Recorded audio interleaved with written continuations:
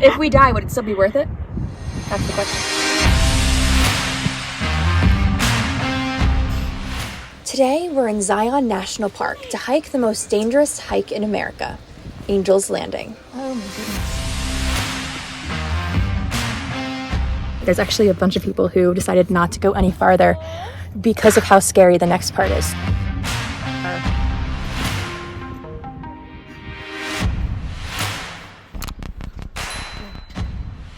So we won the lottery. Guess what? What? We got the lottery. Probably not the lottery you're thinking of, but the lottery for hikers. Though honestly, looking at this beautiful Airstream, it feels like we could have won the lottery, but we are just here in a rental for a little while exploring Zion National Park, and today we are doing the most dangerous hike in America, and we are super excited. She matched me again. Every time she does this. Our permit ends at 9 a.m. so we are getting there at 6 a.m. It is a 50-minute drive, so we gotta go. Come on. Are you ready? So a lot of national parks have actually turned to this lottery system, especially since 2020, because of overcrowding on the most popular hikes. You can either apply seasonally, months in advance, or the day before. Here in Zion National Park, it costs $6 to apply, and then $3 per person if you're selected. The park has about 4.7 million visitors a year, and they issue about 800 permits per day, and only 43% of lottery applicants are successful, so you can see why we are so excited to have been chosen. Mom, how excited are you? Really excited. I'm still so pumped that we got the lottery. It is actually it's a holiday weekend, so I was already like nervous we weren't gonna get it, but we got it on our first try, so.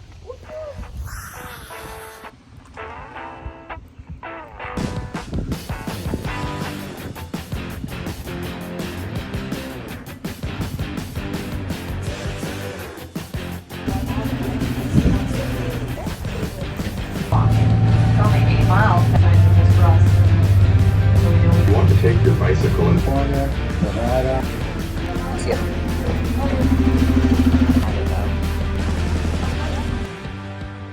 So we are here. We are about to embark on America's most dangerous hike. No pressure. She's trying to kill me. Level of difficulty, strenuous. Let's go. Angel's Landing is 5.4 miles round trip, has 1,488 feet in elevation gain, with the peak elevation being 5,790 feet. It takes 2 to 4 hours, pets aren't allowed, and it's not recommended for young children. We're doing it! I think that's where we're going.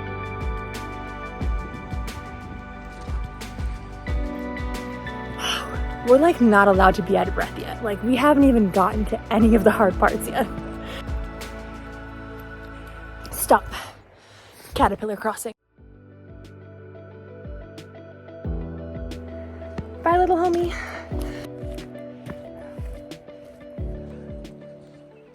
Oh, you probably can't see them from here on the little switchbacks over there, but they're like little tiny ants. So we've got a long way to go.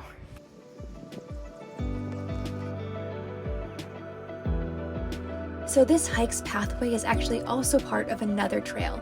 While that trail ends at Scouts Landing, the real part of Angel's Landing just begins. However, anyone can actually hike to Scouts Landing without a permit anytime during the day. So if climbing a bunch of switchbacks sounds like fun, then Scouts Landing might just be for you.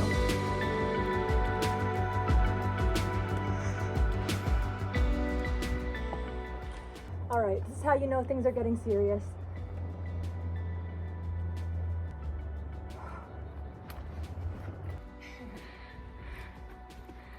Great news, we have successfully completed switchback set number 1. So, off to number 2. Are you seriously video?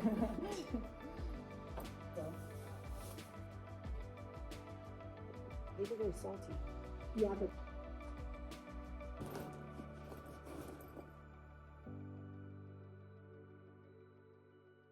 I think part of what makes this hike so dangerous is that, yeah, it's good. Gets your heart rate up. Like, the only way you're gonna have a breeze down here is if you're like Channing Tatum or Zac Efron, which if you are.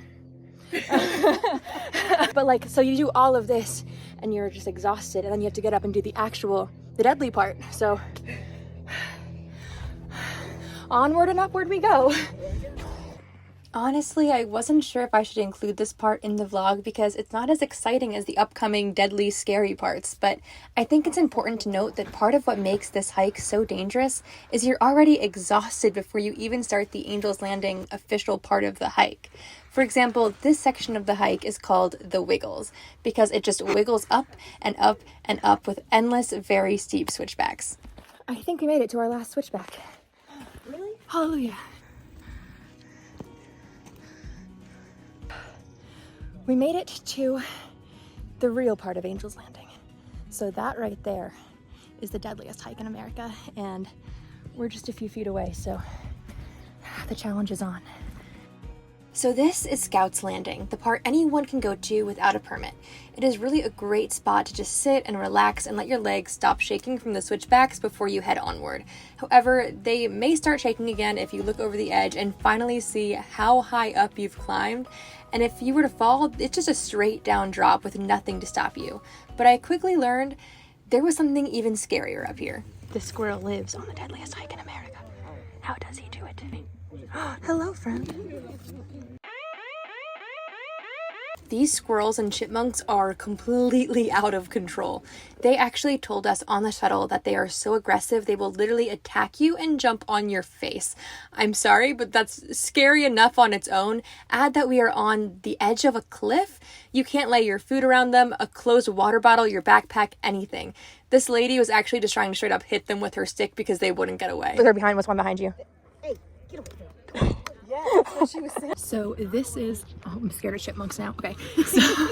So this is the Angel's Landing part, and it actually looks, to me, in my opinion, less deadly than when I was here 2 years ago, because with the permit system, only so many people are able to go on, and there are giant gaps in between groups, which is great. I just feel like the deadliest part when I was here was people and the interactions and like trusting everyone around you to behave and to be responsible. We were all so close to each other that it was deadly to me because it was, I'm trusting everyone around me. But this time there is like no one on there. We are here early, but I think it's going to be, I'm really excited. I'm excited. We're pumped. So we're just taking a little bit of a break so we can make sure we're ready for it, because there still is plenty of parts that, you know, you're going to be like hanging from chains and holding on it, and, you know, small narrow walkways. So still deadly, but less deadly without so many people. So I think the permits were a really smart choice, because I think like 9 people or so have died here before, so we're not going to increase that number today. No, we're not. The chipmunks scare me. The chipmunks seem like they're the deadly part. Right, it is time.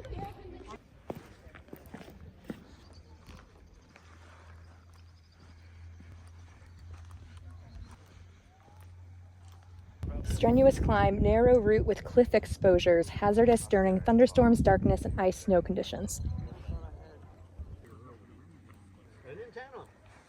So apparently now they have covered up how many people have died here. So did someone die here yesterday? We don't know. Let's go.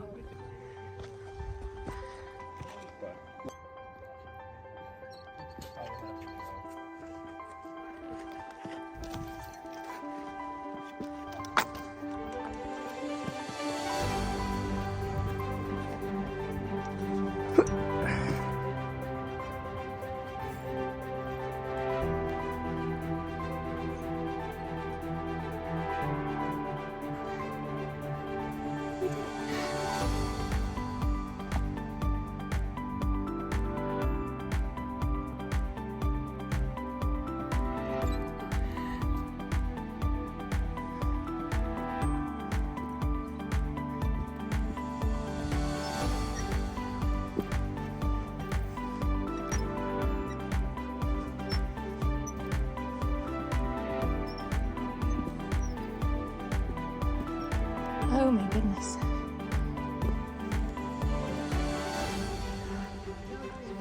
You're fine, just hurry up.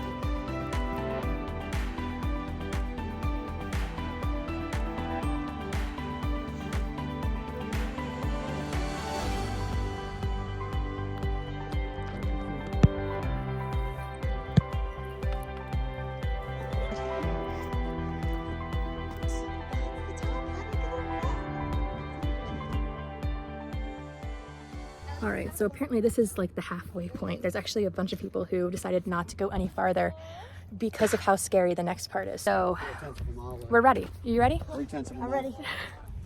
I love how that statement implied that it hasn't been scary up to this point, even though it very much so was.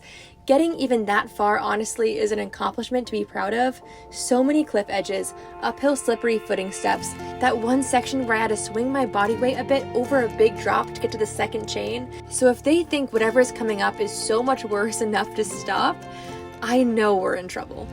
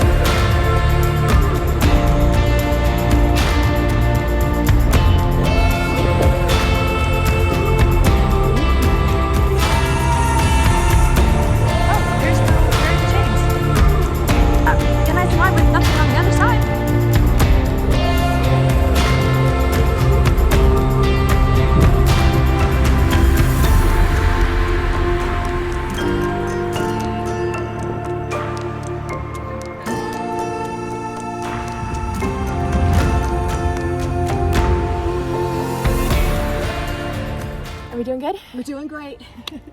We're live so far. Just don't look that way. Yeah, we're not peeking over the edge. It's just VR. That's all. We got this. VR with real consequences.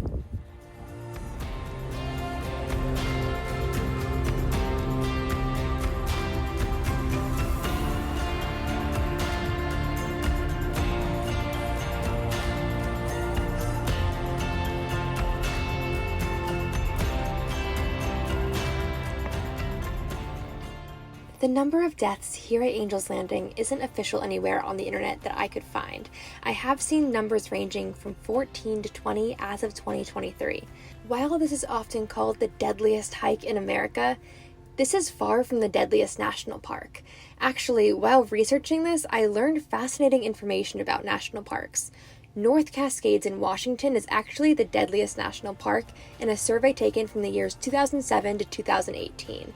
They had an estimated 291,000 visits and 19 people died, giving them a 652.35 death per 10 million visits, which is 550 times more than the second most deadly national park, Denali National Park, which has 5.8 million visitors annually and 59 deaths. So you are 6.5 times more likely to die there. Oh, the options. All right, life or death.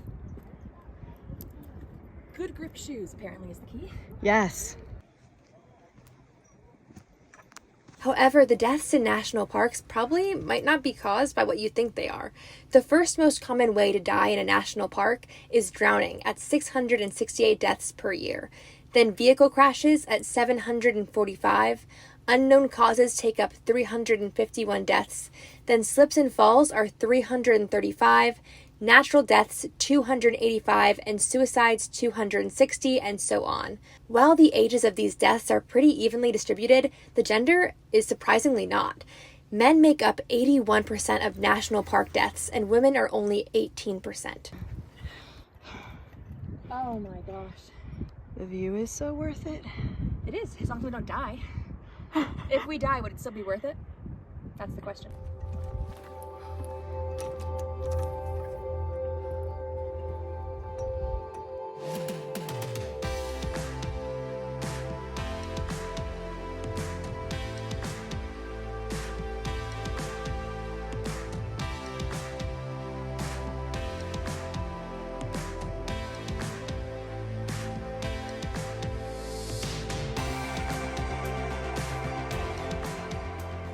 This entire section depends on how your upper arm strength is. Like, we're just pulling ourselves up all the way. Otherwise, we're going down, and that's not good. So there's no pressure. We're thriving. I'm taking a little break because there's no shame in breaks, and they're very important when We have to let people Yeah. It's also like a huge part of the hike is waiting for people to pass you and then like talking out like with them like, okay, you stand here, I'll stand here, and making sure everyone's safe. And it's so much better now than it was when there was a million people on the hike at once, where like there wasn't a choice. Like everyone was just like in a assembly line. It was crazy. All right, I'm feeling ready. I was reading an article in the Salt Lake Tribune about a man who did this hike with his family in 2010. And his daughter actually slipped when someone tried to pass her and she let go of the chain to let him by. And as she was falling, his instincts kicked in, and him and a stranger next to him both thankfully grabbed her by the leg in time and pulled her back to safety. He said people have a false sense of security. They treat it like an amusement park.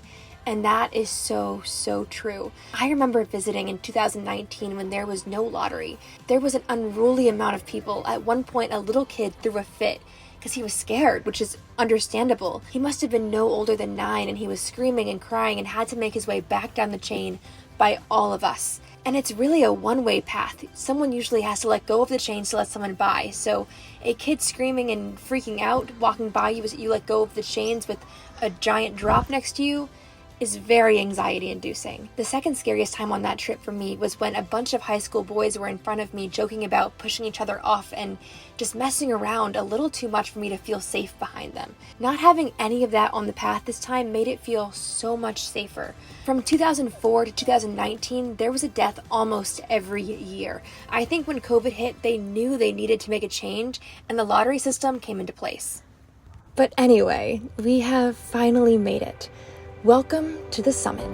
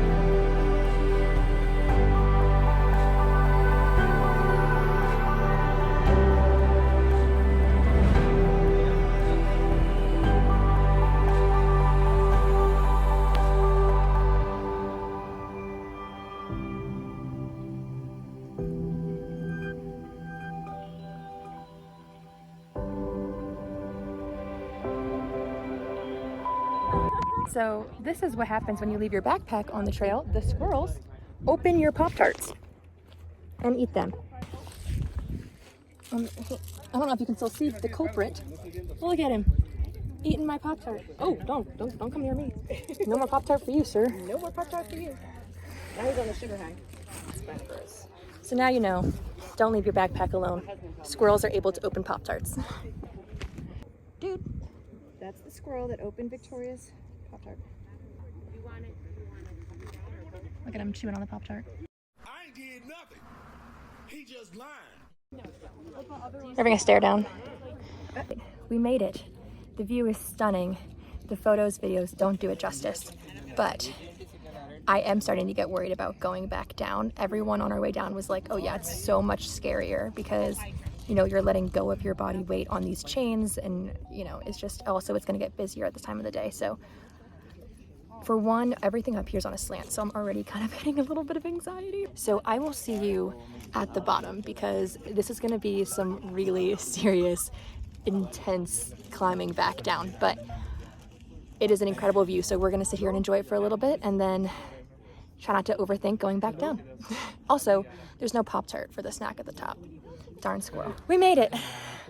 We did Angel's Landing. We are very thankful to be back on the ground. Yes. It was 10 times worse. No, it wasn't. A million times worse coming down. It was great. It was. We need to do this. Absolutely. It was. It was terrifying, but it was absolutely worth it. And did I enjoy the terror? Yes. Would I take the terror again? Yeah. Many years from now. Not right now. Years. Yeah. That's all we can take. The views are worth it. But now we have all of that beginning hike to hike again. That's okay. So it's all we're not downhill. even done yet. More to go.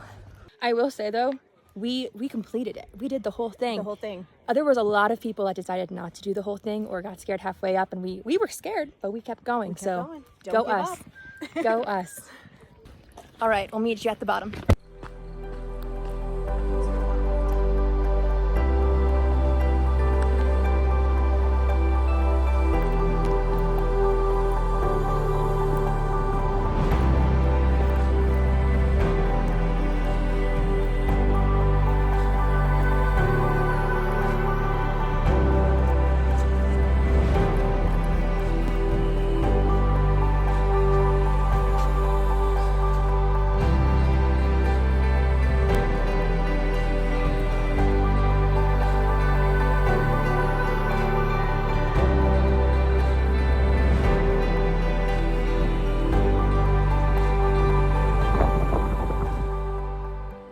Alright, so we survived America's deadliest hike, and soon I'm headed back to my van on the East Coast for my final days of van life, before my current van is sold and I start building out my new camper van. I'm working on a van tour, an adventure to a lake, and lots more, so I'll see you next week for another adventure. Thanks for hanging out, and remember to always live your daydreams.